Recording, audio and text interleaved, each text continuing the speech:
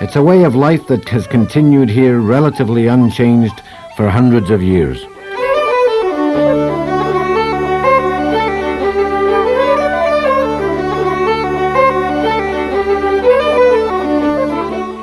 Crail isn't only famous for crab and lobster. Tourists from all over the world come to Crail to photograph and paint. In fact, there's even an art school here where students can spend a week painting its magnificent old world beauty. Crail has become the most photographed and painted harbour on the planet.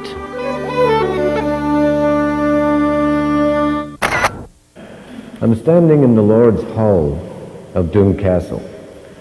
Doune Castle was built approximately 1388 by the Duke of Albany, Robert Stewart. Now, Robert Stewart was a very important guy for the times. He had been appointed guardian of the realm by the Scottish Council after the Scottish Council realized that King Robert II, his father, was completely politically inept. So Doune Castle and this particular personal living chambers would have been about as luxurious as you could get, late 14th century Scotland. Let's go on a wee tour. The 14th century urinal. This small room, directly off of the Lord's Hall, was used for moments of privacy or intimacy during a banquet. Who says those early Scots were boring? This was the Duke of Albany's bedroom. We can tell it was the Duke's bedroom because it's the only one in the castle with an adjoining washroom. You gotta see this.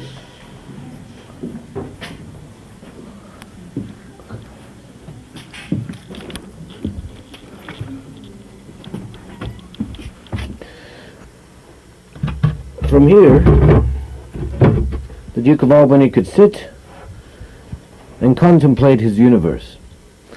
There was, of course, in 1388, no modern plumbing. The hole, or pipe, that descends from this early toilet bowl descends right down to the dungeons. In this way, I guess the Duke could drop his respects on his political enemies anytime he felt like it. I know how to make every Scot in Canada very jealous of me right now, because I'm in Scotland. I'm standing in the battlements of Stirling Castle, the castle that was ultimately the most important in the history of Scotland. The scene behind me is amazing because later on this evening there's going to be a concert featuring Dougie MacLean and Runrig, the final concert of Runrig at which Donnie Munro, their lead singer, will be singing. Runrig, the band that has rocked Scotland and rocked the world in Gaelic.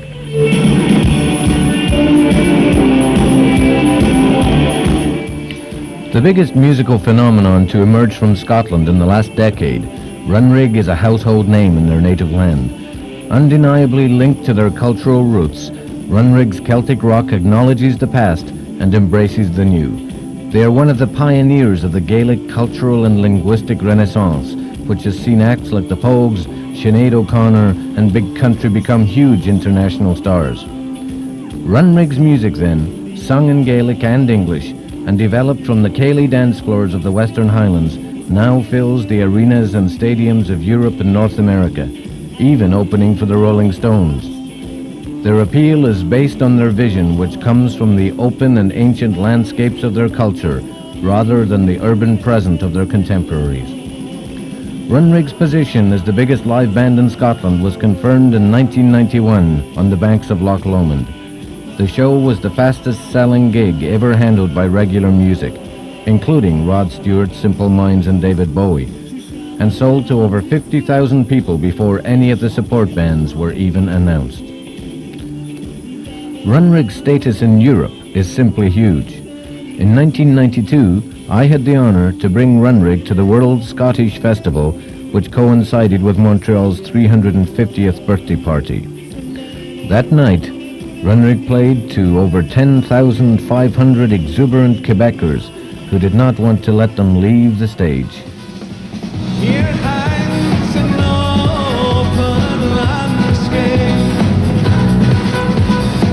a wide, huge frontier. From my heart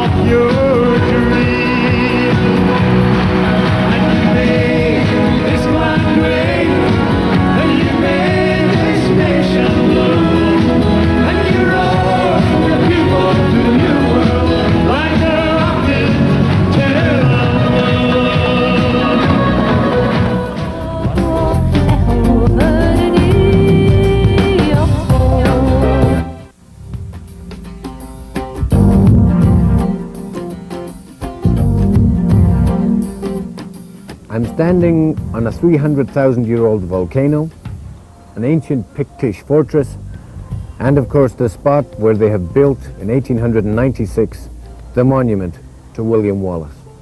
Let's go take a look.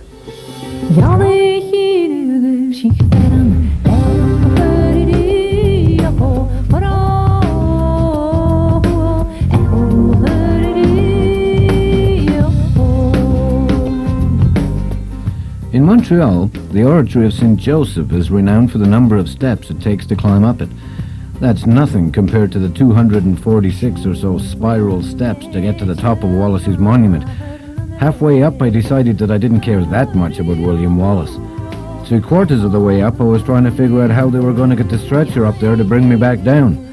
And when we did get to the top, it was so windy that you can hardly hear a word that I'm saying.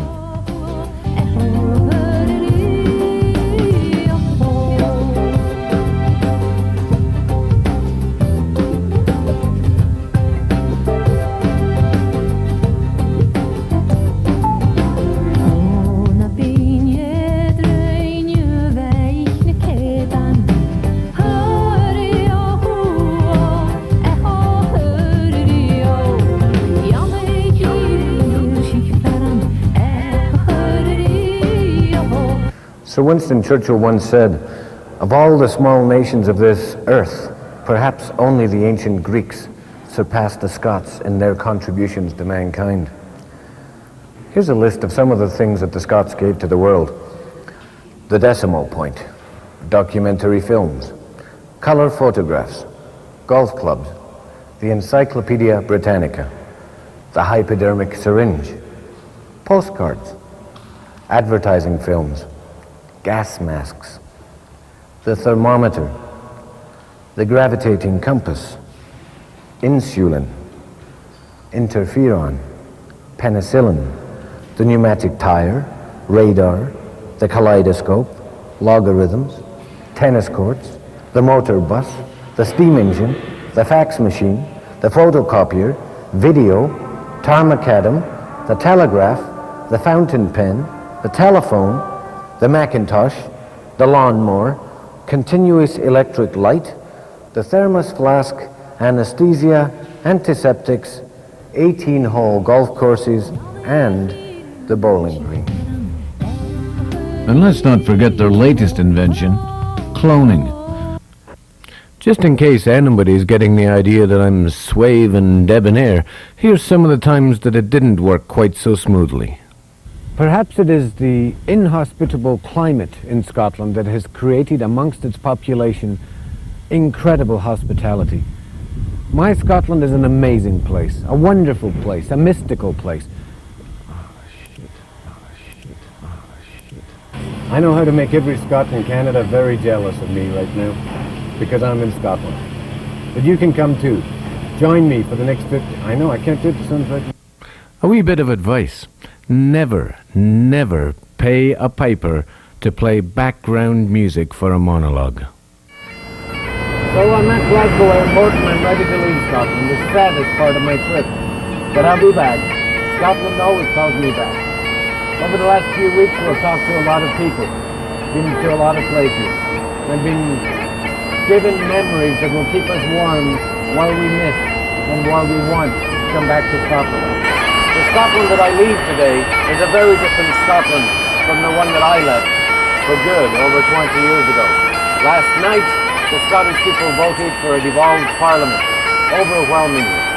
What the political ramifications of this will be in the next few years, I don't know. Transportation to the United Kingdom graciously provided by Canada 3000 Airlines. And in closing, here's Montreal comedians Bowser and Blue with their take on the Scots' contributions to Canada. 'Twas the Scots who built this country, it should never be forgot. In each Canadian family, somewhere there's a Scot. When Sir John A. Macdonald looked out across this land, what he saw before him, a Scot would understand. It was cold and it was rugged, and the natives liked to fight. It reminded him of Glasgow on any Friday night. St. Andrew's ball is lavish each year in Montreal. All around the world the Scots are famous for their balls. Wherever Scotsmen travelled, there were two things that they brought: whiskey and containers. The containers were the Scots. Aye! 'Twas the Scots who built this country. By the Scots this land was built, not by pea soup and Yorkshire pudding, but by porridge, pipe and kills. While politicians argue what is right and what is not, they do it in the comfort of buildings made by Scots. In every corporation, they've always saved a spot for a portrait of our founder, a penny-pinching, glowing, red-faced, whiskey-drinking Presbyterian and hedonic, bagpipe-squeezing, paper-tossing, apoplectic, haggis-eating Scot. 'Twas the Scots who built this country with great big hairy knees. We owe a debt of gratitude. 2 more whiskies, please.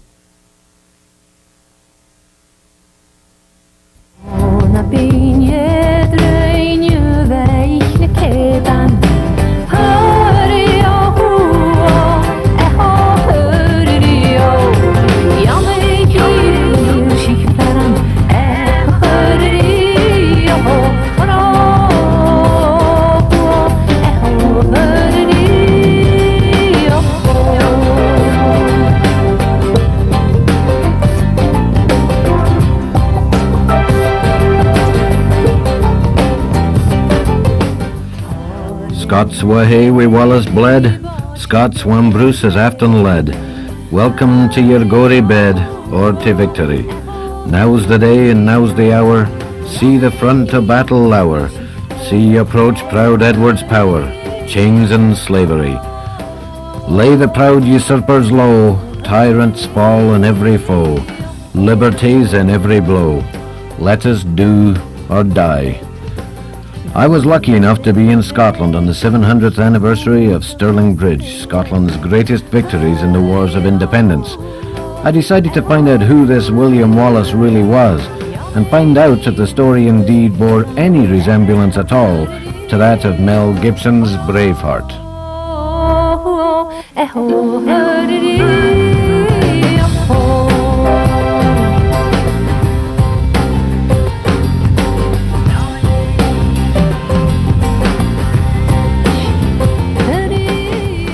I'm standing on Stirling Bridge, not the original Stirling Bridge. This stone Stirling Bridge was built a couple of hundred years after the Great Battle of Stirling Bridge in 1297.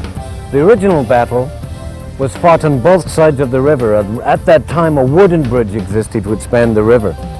In the background, you'll see the Wallace Monument overlooking this battlefield. William Wallace, Scotland's greatest freedom fighter, defeated the English army here in one of the most important battles of Scottish history.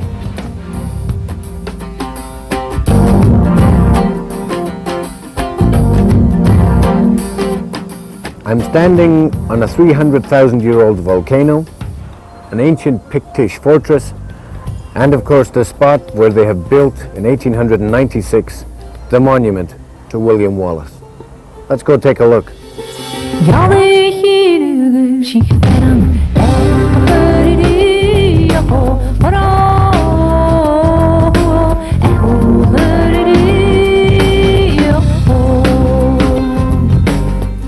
In Montreal, the oratory of St. Joseph is renowned for the number of steps it takes to climb up it.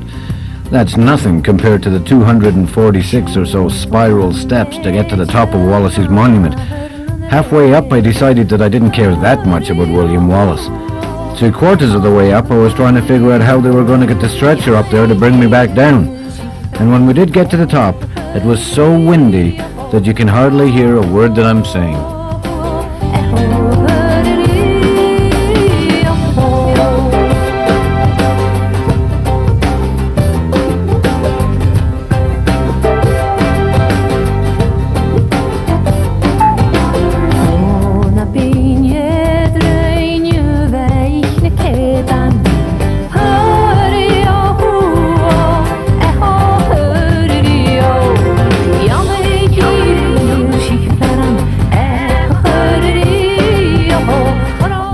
Immediately behind me, in the hayfield, was the site of the original and final battle between the Scots and the Picts in 843. Kenneth MacAlpine and the Scots won the battle, effectively creating the nation of Scotland.